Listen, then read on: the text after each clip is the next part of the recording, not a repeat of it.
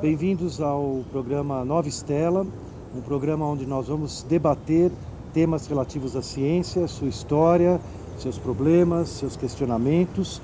O programa é uma realização do Programa de Estudos Pós-Graduados em História da Ciência da PUC São Paulo, um programa que tem 10 anos e tem um corpo de professores que a gente vai conhecer aqui no programa Nova Estela. O programa é uma produção conjunta também com o Centro Simão Matias de Estudos em História da Ciência, do qual nós vamos trazer aqui para o programa uma série de imagens para acompanhar as nossas entrevistas.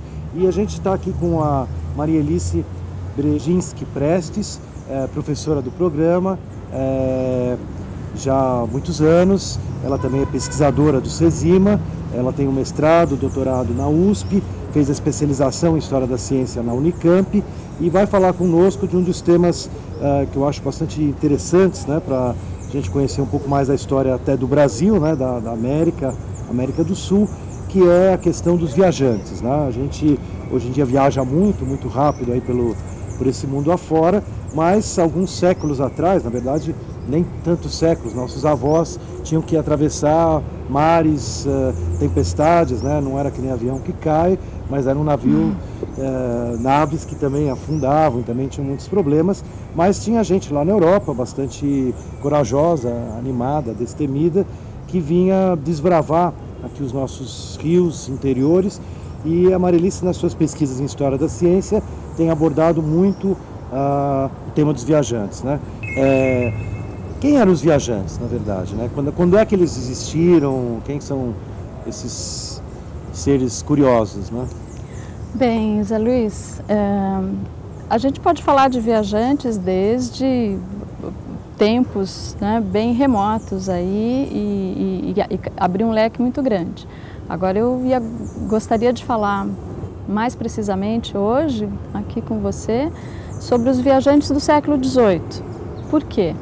Porque eu vou me ocupar especialmente com um aspecto particular, que é o fato desses viajantes no XVIII serem já treinados como naturalistas profissionais para fazer coleta dos 3 reinos da natureza.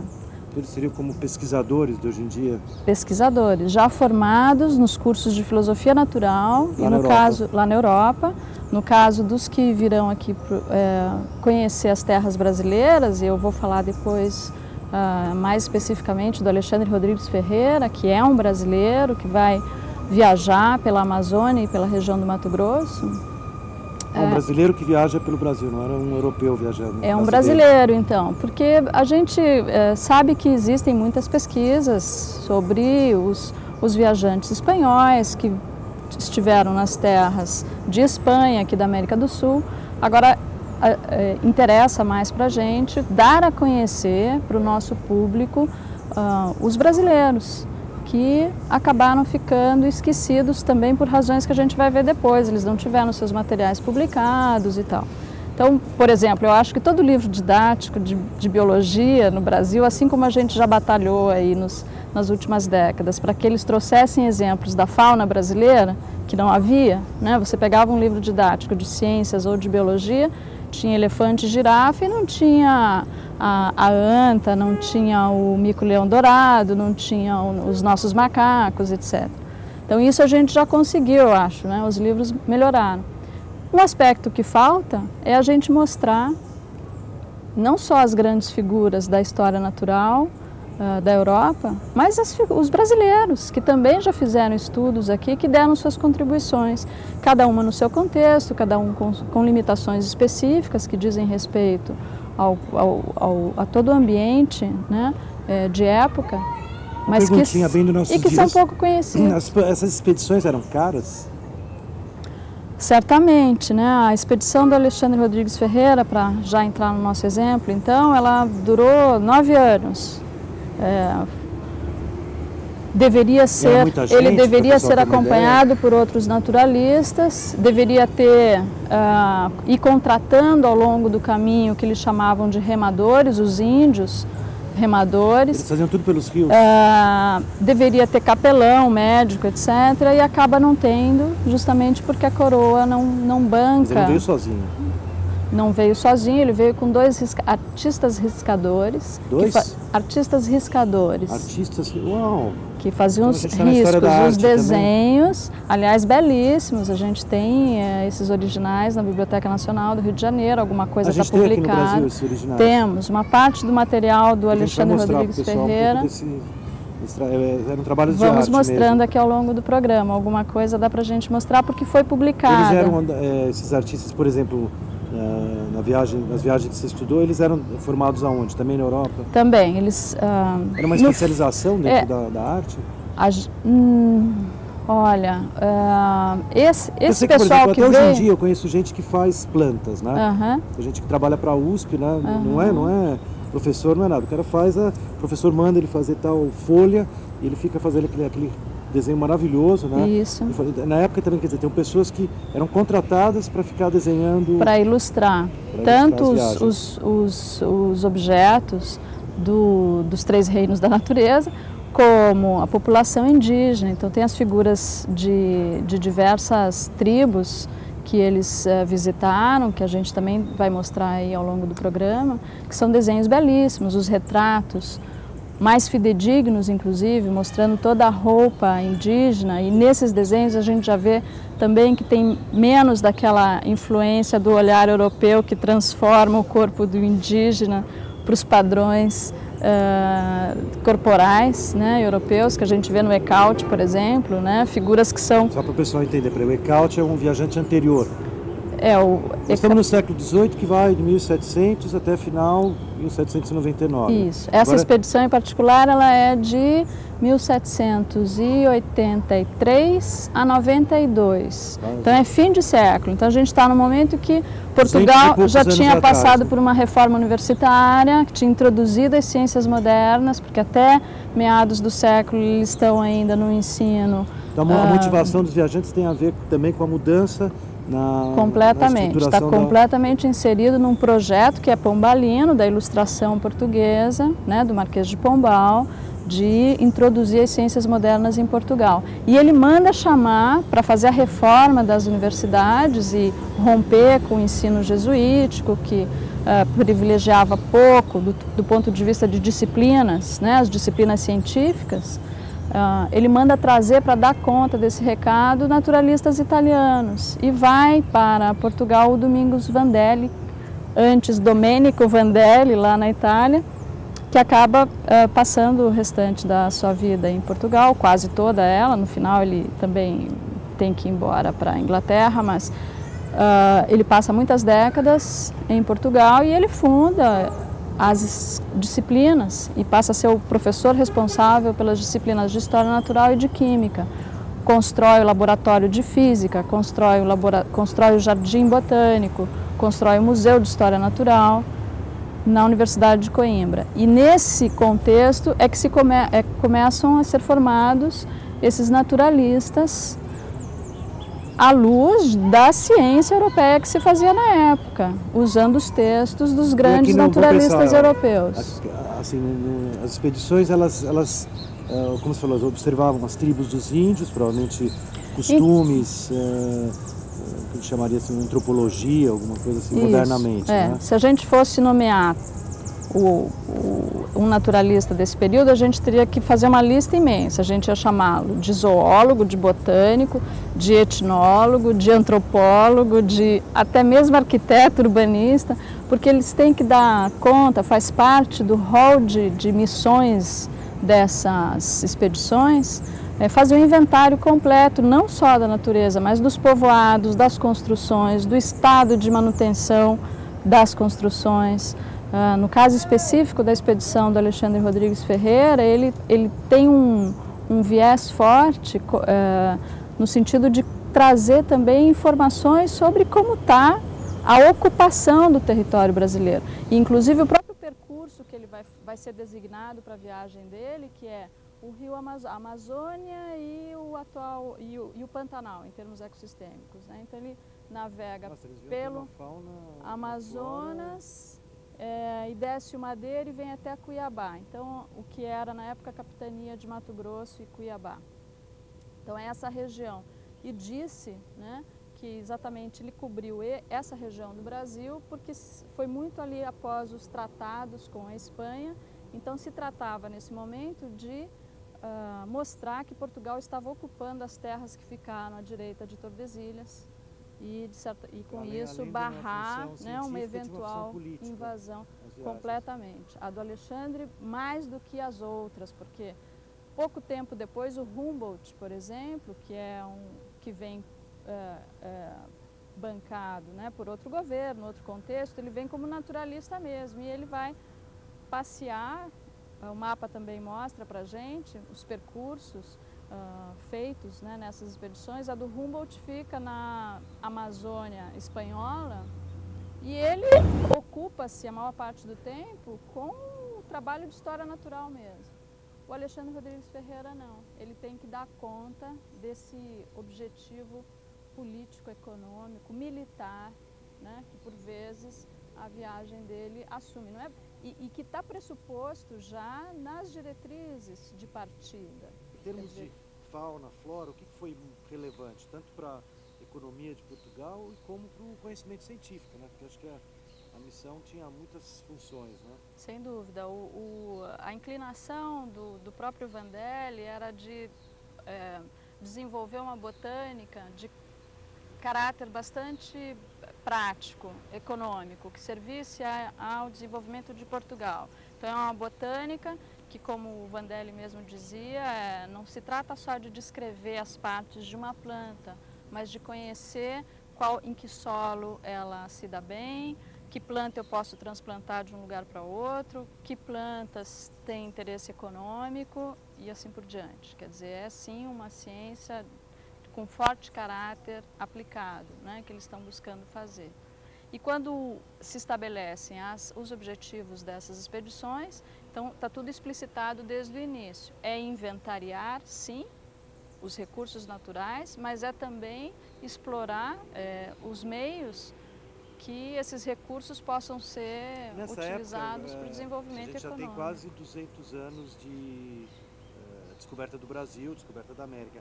Ainda tem coisas que eles descobrem nas expedições, quer dizer, plantas novas, animais? Bem, aí as condições específicas da viagem do Alexandre fazem com que ele não consiga dar conta de um trabalho de naturalista tão aprofundado.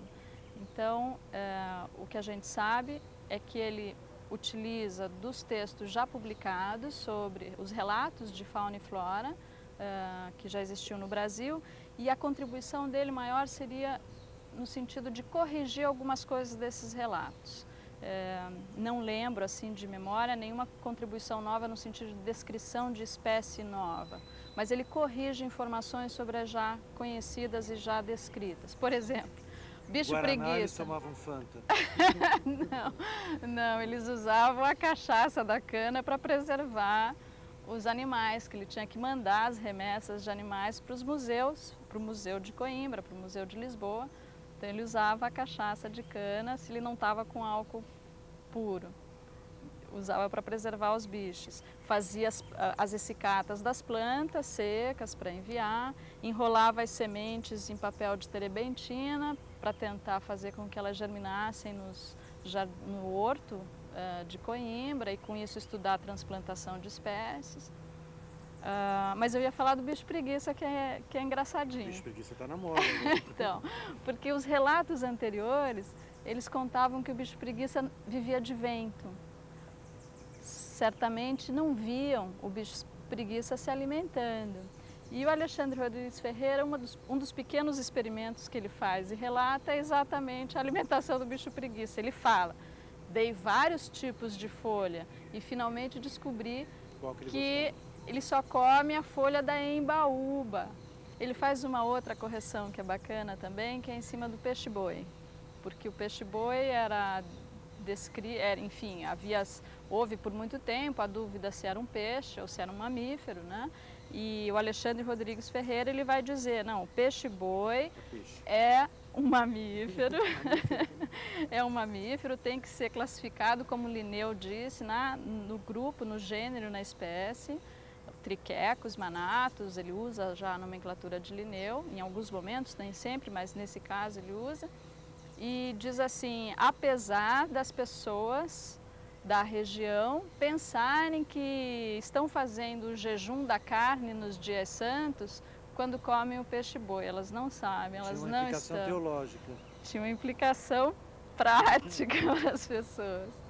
Então são pequenas correções assim que ele faz. Agora, sem querer simplesmente desculpar as lacunas ou a falta de profundidade do trabalho dele. Uma expedição? A gente não tem noção, então, como é que... Ele chegava foi ficando... onde? Chegava na Bahia? Não, ele não veio pela Bahia, ele chegou em Belém, direto. Belém, porque ele chega na Ilha de Marajó, as primeiras descrições dele são da Ilha de Marajó. Não tenho noção, assim. Não, ele chega lá e aí ele passa a desenvolver embarcações. Os índios que eles contratam é também para a construção das embarcações. Tinha uma agência de índios. Era um grande problema. Aliás, foi o grande problema ao longo de toda a expedição, porque os índios desertavam, os índios ficavam doentes. Eles não ficavam doentes? Todos. Ele tinha que cuidar também da saúde do grupo. Houve um momento na expedição que ele gerenciou 500 pessoas. Nossa. E houve momentos... 500 pessoas viajando? 500 pessoas na expedição, entre soldados, índios, daí as mulheres, os cozinheiros, médicos... Família, Isso mesmo. Quanto tempo eles viajavam? Isso principalmente na região mais do Rio Madeira. Então, foram 9 anos no total, mas o que acontecia? Ele chegava num determinado local e ficava esperando uma nova ordem real que vinha de Lisboa. Então, essa espera da ordem para o que fazer na etapa seguinte da viagem, às vezes era de 2 anos. Aconteceu mais de uma vez. Daí, nesses 2 anos, ele fazia as pequenas incursões nos rios. Então, quando a gente vê o mapa da expedição, a gente vê que em torno... por exemplo, de Barcelos, ele tem várias idas e vindas ali nos rios da região.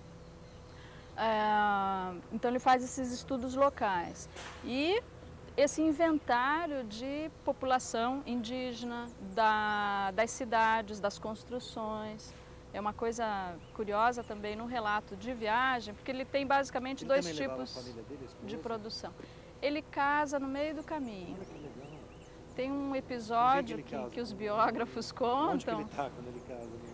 Então, tem um episódio curioso, que parece que um comandante, que era com quem ele estava sempre em correspondência e para quem ele devia, né, os relatórios e de quem intermediava as ordens reais que chegavam a ele, esse comandante havia se endividado e então não tinha dote para a filha poder casar. Aí o Alexandre Rodrigues Ferreira diz, não, eu caso com a sua filha e deixo de lado o dote. Então tem essa historinha romanesca, eu não sei até que ponto. E ela passa a acompanhar ele na viagem? Ela vai com ele para Lisboa, quando ele regressa. Durante a viagem, eu não tenho informação precisa, mas acredito que sim. Eu não lembro exatamente em que momento da viagem se dá esse casamento. Você falou que eles ficavam doentes, eles tinham equipe médica junto? Não, ele não tinha médico. O que ele tinha era uma botica e ele ia, na medida em que ele ia avançando e fazendo contato com as populações indígenas, ele procurava levantar, porque era ofício do naturalista da época, levantar também quais eram as ervas e as formas de tratamento das diversas doenças. Inclusive tem um outro episódio engraçado entre os biógrafos, que é com porque além dos 2, ele levou 2 artistas riscadores que fizeram, são 1000 e tantos desenhos belíssimos, coletados nesse período. Boa parte se perdeu. Esse levantamento de 1000 e tanto foi feito logo depois do final da expedição.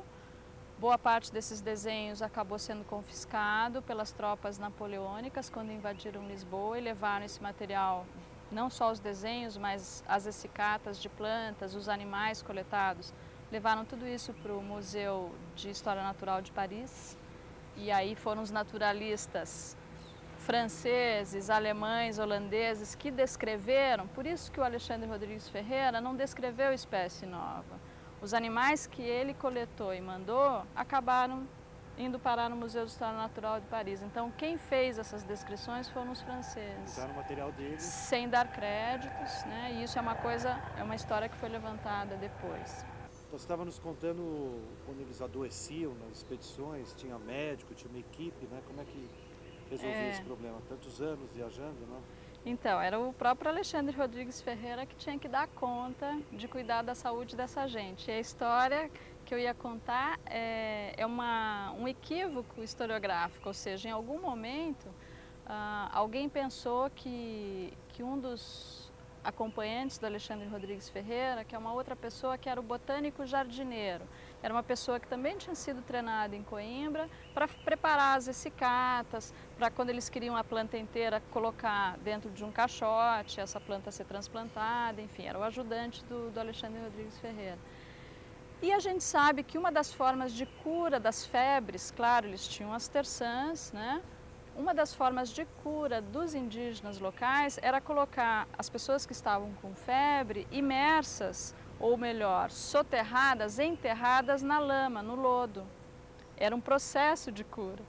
E por conta de algum comentador ter lido que esse jardineiro botânico tinha ficado enterrado no lodo, se divulgou a ideia de que ele tinha morrido ali naquele local, né? E na verdade não era o processo de cura. Depois ele reaparece nos relatos do Alexandre, ou seja, ele não tinha morrido, ele estava em tratamento. E isso tudo o Alexandre está levantando, porque faz parte da tarefa desse naturalista do 18 levantar o maior número de informações sobre tudo que diz respeito à natureza. Então eu não posso dizer, a expedição do Alexandre Rodrigues Ferreira não posso chamar de expedição científica, porque ele também se ocupava com aspectos burocráticos ou políticos. Bem, mas as expedições bancadas pelo governo, no momento em que você está fazendo inventário e ocupando o território, é natural que elas tenham, por princípio, também essas outras preocupações. Talvez a má sina do Alexandre tenha sido dele ter ficado sozinho para dar conta de um grande número de tarefas. O problema não está na expedição, o problema está em ter restado ele como a pessoa mais formada, mais preparada, sozinho para dar conta de tudo isso. Seria legal você dizer um pouco como é que você foi parar nessa viagem dos viajantes, né? O que te levou, como é que foi essa pesquisa, onde é que você achou os seus materiais, enfim, contar um pouco da pesquisadora Marielice, né? Olha, Zé, a gente trabalha com história da ciência, eu já tinha feito alguns trabalhos anteriores, a gente tem que estudar a ciência europeia, mas é claro que a gente tem que dar um foco para o que acontecia no Brasil. E justamente os viajantes chamaram minha atenção de princípio, porque a gente já ouve muito falar, ou mesmo quando eu comecei esse trabalho, já se ouvia bastante falar dos viajantes estrangeiros no século XIX, né? Que depois da vinda da família real, que se libera, entre aspas, aí a entrada para esses estrangeiros. No 18, não há permissão para a entrada dessa gente, né? A gente tem iniciativas locais, como o Nassau, lá no século XVII, né, em Pernambuco. Tem o Lacondamine, que é um francês que navega também pelo Amazonas na primeira metade do século XVIII. Mas eu julgava que eram muito pouco conhecidos os brasileiros. Então, por isso que eu quis saber quem eram, e aí fui descobrindo que, na verdade, já existia, assim, um material que dá conta de biografias, de quantidade de pessoas envolvidas nesse tipo de trabalho, mas eu via também que havia pouco estudo sobre o trabalho científico mesmo e havia muito pouca análise do trabalho que eles desenvolveram aqui à luz da ciência europeia. Quer dizer, entender o que eles faziam no contexto da própria formação que eles tiveram nas universidades europeias. Vamos encerrando essa sessão de debates sobre a ciência. Nova Stella, o nosso nome faz lembrar, né, quando nos 600, né, as pessoas acreditavam que o céu era uma coisa fixa, né, as estrelas estavam fixas e presas numa esfera única, a esfera mais distante. Tycho Brahe, um antecessor aí do Kepler, do Newton, viu a primeira estrela nova, a nova estela, como ele chamou, no céu, né? Foi uma coisa chocante e que depois a gente até hoje se acostumou que o céu está, assim como a Terra, em movimento, em transformação. As estrelas nascem, vivem e também morrem.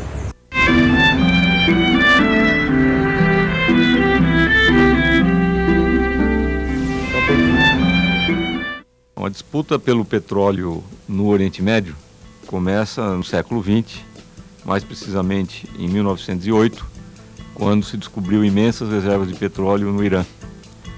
A partir daí se deu uma corrida rumo às reservas do Oriente Médio, já que o petróleo era então percebido como a grande fonte de recursos para todo o século XX, porque ficava evidente que o petróleo seria a matriz energética do mundo. No início da corrida do petróleo, o petróleo era essencialmente controlado por algumas empresas privadas que eram de origem britânica, holandesa e estadunidense, basicamente, e que passaram a ser conhecidas como as Sete Irmãs. Então eram 7 grandes empresas privadas que exploravam petróleo do Oriente Médio e que acabavam se constituindo como verdadeiros estados dentro dos estados naqueles países. Eles tinham um imenso poder. Nós temos em 1991 aquilo que nós chamamos de a Primeira Guerra do Golfo, que na verdade não foi uma guerra, porque uma guerra acontece quando você tem uma certa similaridade entre as forças em luta. Quer dizer, isso aí é uma atrocidade. Então o que houve foi um ataque internacional contra o Iraque.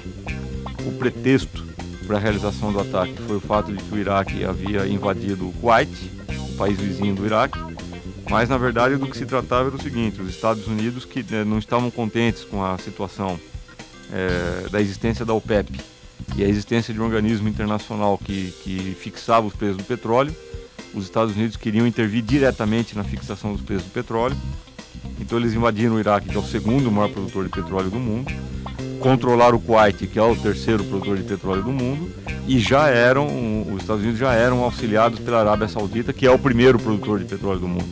Então, quer dizer, já o primeiro ataque em 1991 foi um resultado do interesse dos Estados Unidos em controlar diretamente as reservas de petróleo. E naquela ocasião eles só não completaram o processo de ocupação do Iraque porque eles achavam que neutralizando o Saddam Hussein isso já seria suficiente para controlar a política de preços, etc.